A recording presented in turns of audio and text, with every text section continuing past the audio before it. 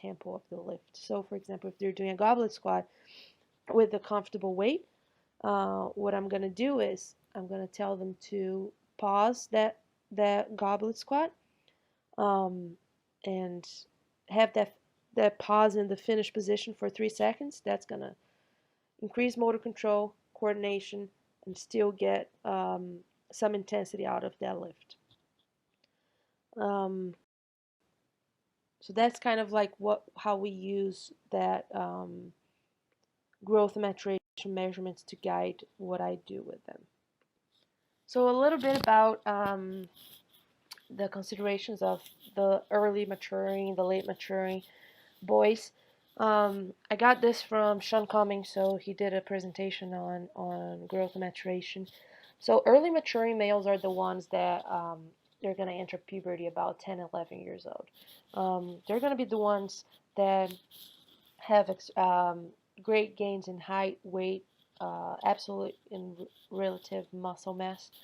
So, for example, if he's a soccer player and he's an early maturing, he is gonna be the one that it's faster, it's stronger and faster on the field, and this have really positive adaptive psychological profiles for those kids, because they will be the ones that when they're playing, they're the ones that have the physical advantage, right? So in the talent development, talent identification world, this is huge, and that's something that I think that we need to get better at, because normally coaches will look to those kids more than the late maturing males, because they're going to see that, oh, the kid is fast, this kid is strong, he's going to kill it, right, in the professional or in the elite level.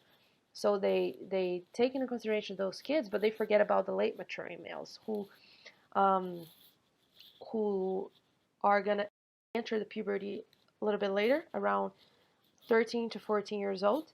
Compared to the early maturing males, they have way smaller gains in height and weight and BMI and muscle mass. Um, but they're going to be the ones that when they're playing, they don't have the physical advantage, so they have to compensate that with increased technical and strategic skills. And those kids tend to be the more resilient psychological profiles, because they will be the ones that, if they're playing with the early matures, they're developing their technicality, and they're being more using the skills more. And then when they hit the growth spurt in the future, they might be the ones that really even do a bigger impact than those early maturing males, just because they're not using just the physical advantage in their favor.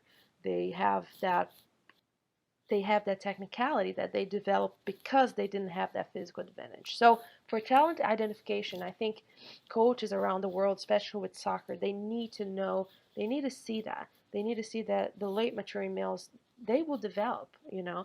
A great example, it's Ox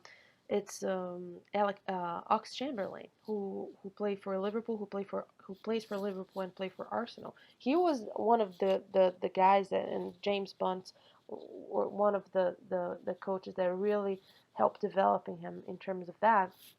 And he was one of the late maturing males that coaches really thought that he would not go too far in the professional world, and now look where he's at. So when he hit the growth spurt, he was one of the faster, the stronger, and the skills were there. So that those things matter.